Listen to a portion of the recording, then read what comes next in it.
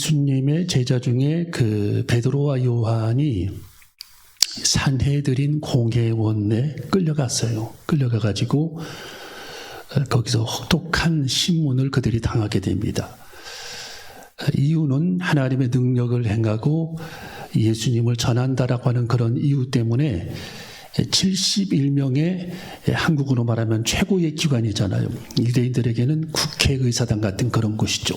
산헤드린 공회원, 그들에게 끌려가서 혹독한 신문을 당하고 지금 초대교회의 교인들과 함께 모여서 하나님 앞에 기도했던 그런 내용들이 오늘 여기 성경에 짤막하게 기록이 되어 있는데, 그 기도의 내용이 굉장히 절실하면서 간절한 그런 내용들이 담겨져 있습니다.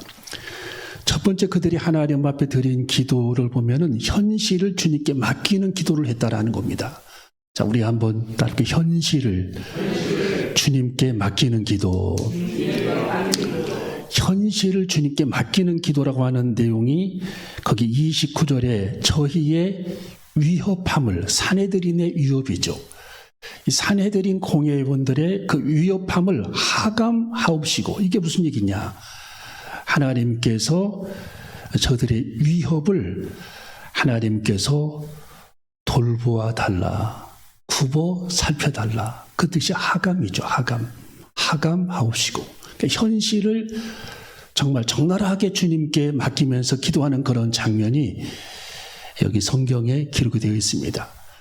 우리가 날마다 사사로운 일에도 우리가 기도해야 되고, 우리 인생의 크고 작은 문제도 하나님 앞에 기도로 맡기며 내려놓을 수 있는 그리스도인이 되어줘야 합니다.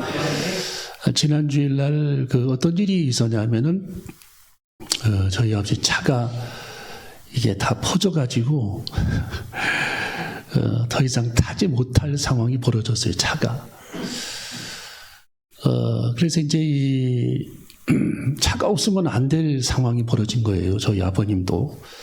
근데 이 차가 이제 퍼져버려가지고 이 차를, 중고차를 이렇게 알아보니까 제가 아는 장로님에게 연락해 보니까 SM3가 나왔다고 그래가지고 그 차를 이제 살려고 찜을 해놨어요. 물론 돈은 이제 아버님이 내는 거고요.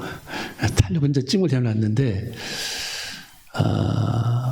그 차를 제가 쭉 그렇게 알아보니까 SM3가 이제 부속이 그게 좀 구하기 힘들다, 그런 얘기를 하고 있고, 또 딱 생각해보니까 SM3를 타고 다녔던 그 삼성 계통의 차를 또 유구모 집사님이 다시 기억이 나가지고 물어봤더니 부속을 구하기가 매우 어렵다, 그런 얘기를 또 하시고, 또 제가 카센터로 전화해보니까 부속을 구하기가 매우 어려우니 그 차를 피해서 사라, 그렇게 얘기를 합니다.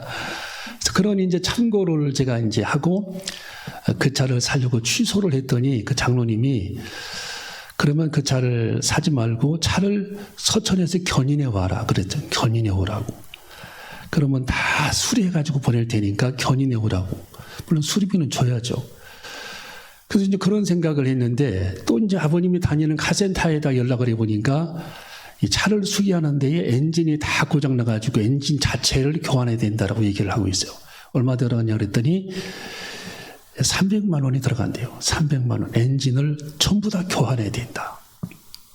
이게 참 문제가, 이게 굉장히 이게 작은 문제 같지만 이게 복잡해지더라고요. 또 이제 현대차나 다른 차를 알아보니까 굉장히 또 차값이, 좋은 차는 비싸잖아요. 중고차래도. 그래서 이게 언제까지 운전할지는 모르는데 너무 비싼 차를 사자니 이게 아깝고, 또 너무 싼 차를 사자니 이게 이제 또 막 계속 고장 나올 것 같고, 이렇게 해서 생각이 많이 복잡해지더라고요. 그래서 제가 이제 이틀 동안 주님께 매달리면서 기도를 했어요. 하나님, 좋은 차를 만나게 해주시든지 그 차를 고치게 해주시든지, 300만 원 들어간다는데 하나님 차를 고쳐달라고 하나님이 형통케 인도해달라고 그렇게 기도를 했는데, 저희 이제 아버님도 계속 기도를 했대요. 하나님이 형통케 인도해달라고, 형통케 이 차를 고쳐달라고. 그렇게 기도를 하셨나 봐요. 저한테 기도를 막 했대요.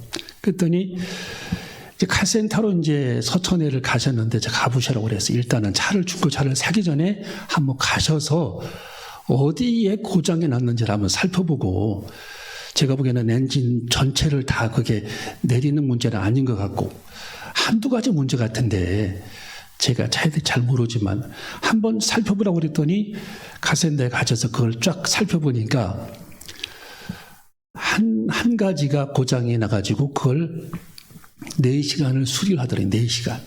4시간을 수리를 하는데 열심히 그분이 수리를 하더래요. 나중에 막 용접까지 다 하면서 수리를 하시고 하시더래요.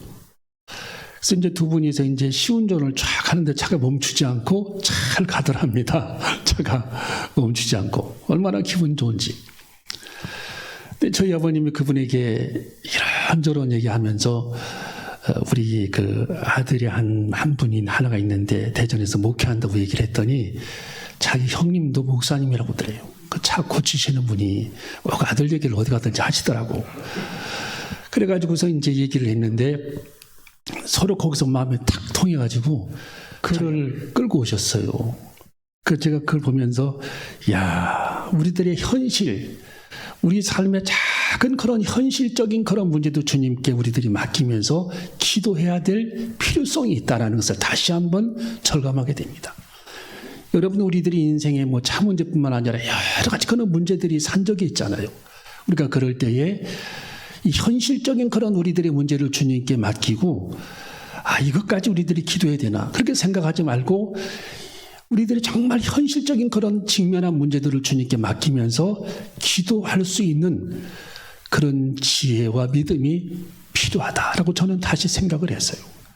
그래서 우리들의 모든 그런 문제를 주님께 맡기면서 기도할 때에 하나님께서 형통케 하시는 하나님의 축복을 우리도 만나게 될 줄로 믿습니다. 그래서 이게 참 우리들의 인생에 작은 문제라 할지라도 주님께 다 우리들의 현실을 맡게 되는구나. 오늘 이렇게 성경에 예수님의 제자들도 현실적인 문제를 주님께 맡기면서 주님이 하감해달라, 우리들을 좀 돌봐달라, 이런 문제에 지금 우리들이 직면해 있는데 이 문제를 우리 주님이 해결해 달라라고 현실적인 문제를 그들이 기도하는 그런 장면이 오늘 이게 본문 속에 나타나고 있습니다. 두 번째는 이 제자들이 예수님에게 무슨 기도를 했냐면은 안전함보다는 하나님 앞에 사명을 구했다라는 겁니다. 사명. 자, 우리 한번 따라 해볼까요? 안전함보다 사명을 구했다. 여러분, 마르틴 루터의 그 관한 글을 읽어보니까 이 마르틴 루터는 원래 직업이 신학대학 교수였습니다. 신학대학 교수. 성서학을 가르치는 교수였는데 독일의 베텐베르그 대학의 성서학을 가르쳤는데 이분이 성경을 쫙 읽고 성경을 연구하다 보니까 이게 로마의 교황청에서 가르치는 내용하고 많이 다른 겁니다. 갭이 있는 거예요, 성경이. 너무 차이가 많이 나는 겁니다. 그래서 이분이 왜 이 로마의 교황청은 성경대로 가르치지 않고 성경에서 벗어났는가?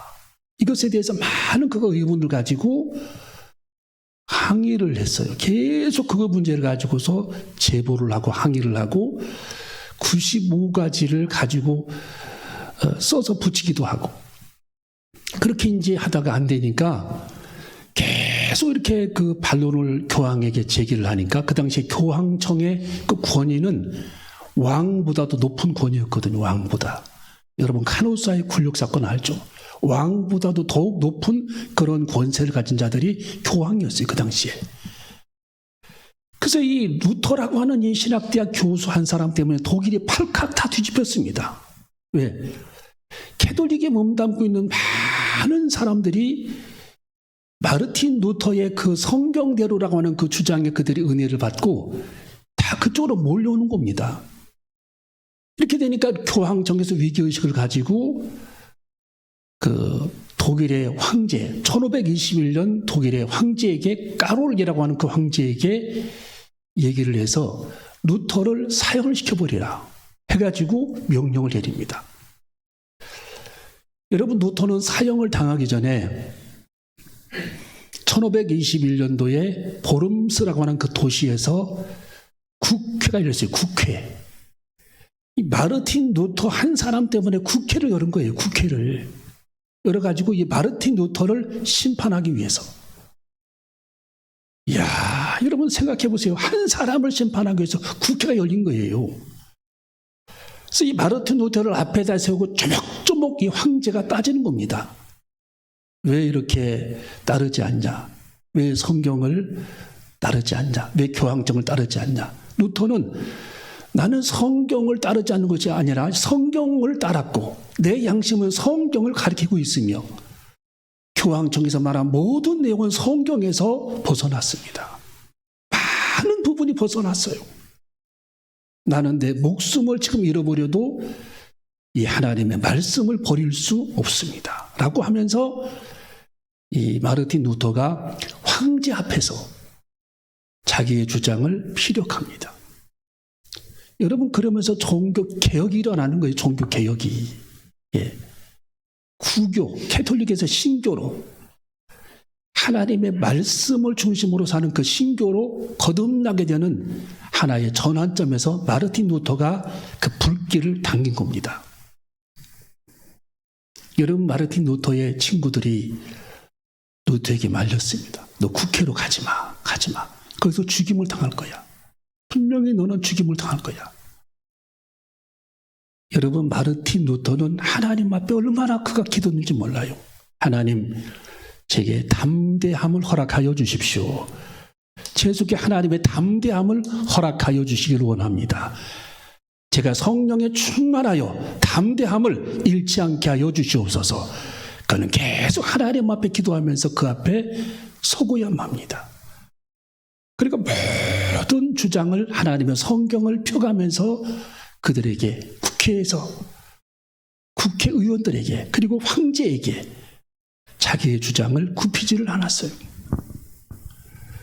드디어 황제는 칙령을 내립니다. 지금 이제 이후로부터 너는 독일의 법에서 제외된 사람이다. 그러니까 누구한테 맞아 죽든 상관하지 않겠다는 겁니다. 그렇게 칙령을 내려버립니다. 누구에게 맞아 죽든 법이 너를 지켜주지 못할 것이다 하면서 황제의 칙령이 발표되는 겁니다. 여러분, 지금 예수님의 제자들 베드로와 요한과 모인 몇몇 교인들이 하나님 앞에 기도하는 내용이 이렇게 그들이 기도를 하고 있어요. 자, 종들로 하여금 29절에 담대히 하나님의 말씀을 전하게 하여 주옵소서. 종들로 하여금 담대히 하나님 말씀을 전하게 하여 주옵소서. 담대함을 잃어버리지 않도록 그들이 기도하는 장면입니다. 담대함. 여러분, 담대함은 하나님이 주시는 마음이 담대함이에요. 마귀가 주는 마음은 두려워하는 마음입니다. 두려워하는 마음. 마귀가 주는 마음. 디모데후서 1장에도 나와 있죠. 하나님께서 우리에게 주시는 마음은 두려워하는 마음이 아니요 담대한 마음이라고 말씀해 주고 있어요. 그래서 하나님께서 우리에게 주시는 마음을 우리는 받아야 합니다. 여러분의 인생에 무엇이 두렵습니까? 지금 하나님께서 우리에게 주시는 마음은 담대함이라는 겁니다. 하나님이 내게 주시는 마음은 담대함입니다. 어떤 일을 하든 어떤 길을 걸어가든 하나님의 사명을 감당하든 어떤 사역을 감당하든 하나님께서 내게 원하시는 마음은 담대함. 또 하나님께서 여호수아에게 원하셨던 마음도 담대함. 하나님이 디모데에게 원하셨던 마음도 담대함. 예수님이 제자들에게 원하셨던 마음이 담대함이었다는 겁니다. 우리가 성령에 충만할 때 우리들은 세상 것에 위축당하지 않고 담대한 마음으로 주의 복음을 전할 수 있다는 것입니다. 그래서 이 제자들은 안전함을 위해서 기도하지 않고 자기들이 하나님의 사명을 감당하기 위해 담대한 마음을 하나님 앞에 구하는 제자들의 모습을 우리는 본받아야 할 줄로 믿습니다. 담대한 믿음을 가져야 할 줄로 믿습니다. 그래서 오늘 여기 성경에 우리 29절을 읽어봅니다. 29절 시작.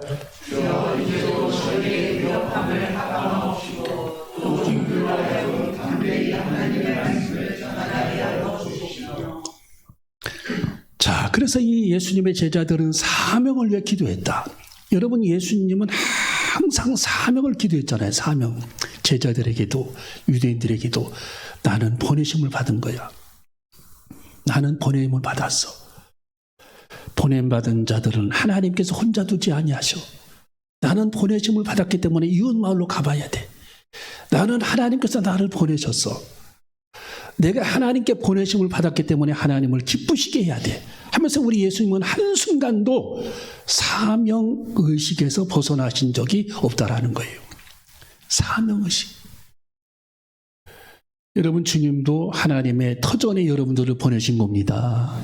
우리는 보내심을 받았다라고 하는 그 의식을 한순간도 버려서는 안 돼요. 한순간도. 여러분, 요한은 예수님의 육신의 어머니를 보살펴야 할 사명이 있었어요. 예수님은 베드로에게 요한복음 21장에 사명을 가르쳤습니다. 너는 사명을 잃어버리지 마. 잃지 마.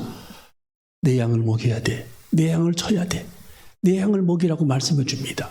사명감. 예. 여러분, 사도 바울은 사명의 의식을 버린 적이 없습니다. 여러분, 빌립 집사는 사명의식을 버린 적이 없습니다. 사명 따라 살았어요. 여러분, 스데반 집사님은 사명 때문에 자기 목숨을 주님께 드립니다. 사명 때문에 얼마든지 피할 길이 있었어요. 사명 때문에. 지금 예수님의 제자들 사명감, 하나님, 우리들의 안전은 중요하지 않아요. 이 사명 감당키를 원합니다. 이 사명 감당키를 원합니다. 사명을 위해 기도합니다. 그러기 위해 우리들에게 담대함을 허락하여 주십시오. 그렇게 기도하는 장면입니다. 여러분, 세 번째로 하나님의 일하심을 그들은 기도했다라는 겁니다. 하나님의 일하심.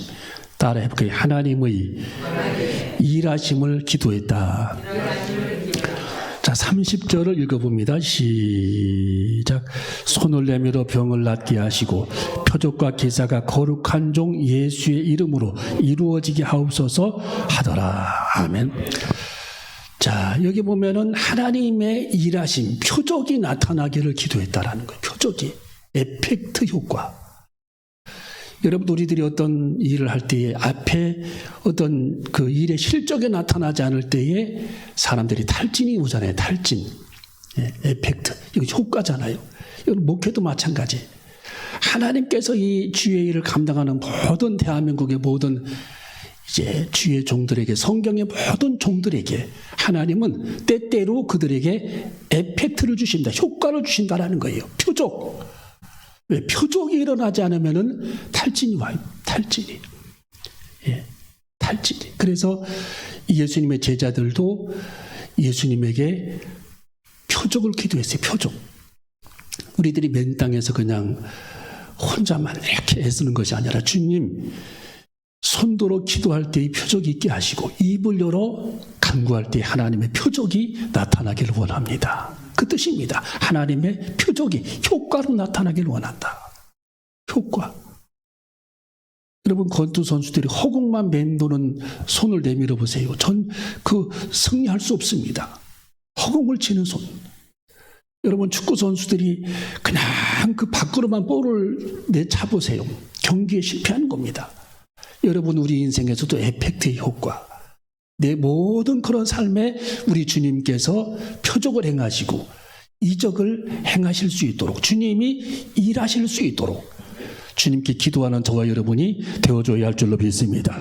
그래서 손을 내밀어 병을 낫게 하시고 표적과 기사가 거룩한 종 예수의 이름으로 이루어지게 하옵소서.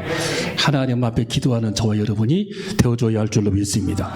마지막 네 번째로 그들에게 기도의 결과를 하나님이 주셨습니다. 31절을 읽어봅니다. 시작. 빌기를 다함에 모인 곳이 진동하더니 우리가 다 성령에 충만하여 담대히 하나님의 말씀을 전하니라. 아멘. 하나님께서 그들의 기도에 응답하시는 장면입니다. 모인 곳이 막 진동을 했어요. 막 진동하고 성령이 충만해가지고 담대히 하나님의 말씀을 그들이 전하게 되었다. 담대히. 모인 곳이 막 진동을 하고. 그들은 하나님의 응답으로 담대함을 얻었어요. 담대함. 아무것도 두렵지 않습니다. 여러분, 성령에 우리들이 충만하게 되면은 아무것도 두렵지 않습니다. 주님이 힘주시고 능력 주시기 때문입니다. 귀한 말씀을 가지고 우리도 담대함으로 인생을 살아가는 저와 여러분이 되시기를 주님의 이름으로 축원합니다. 그래서 오늘 여기 본문 말씀을 현실을 맡기는 기도를 주님께 드렸고 사명을 구하는 기도로 드렸으며 하나님 앞에 표적을 그들이 기도했고 하나님은 응답하셔서 그들에게 담대함을 주셨다라고 성경은 가르치고 있습니다. 우리도 하나님 매일매일 주님이 주시는 새 힘 그리고 담대함을 위해 간구하고 날마다 매 순간마다 이 세상 것에 우리가 약해지지 않고 담대한 믿음으로 살아갈 수 있는 저와 여러분이 다 되시기를 주님의 이름으로 축원합니다. 기도하시겠습니다.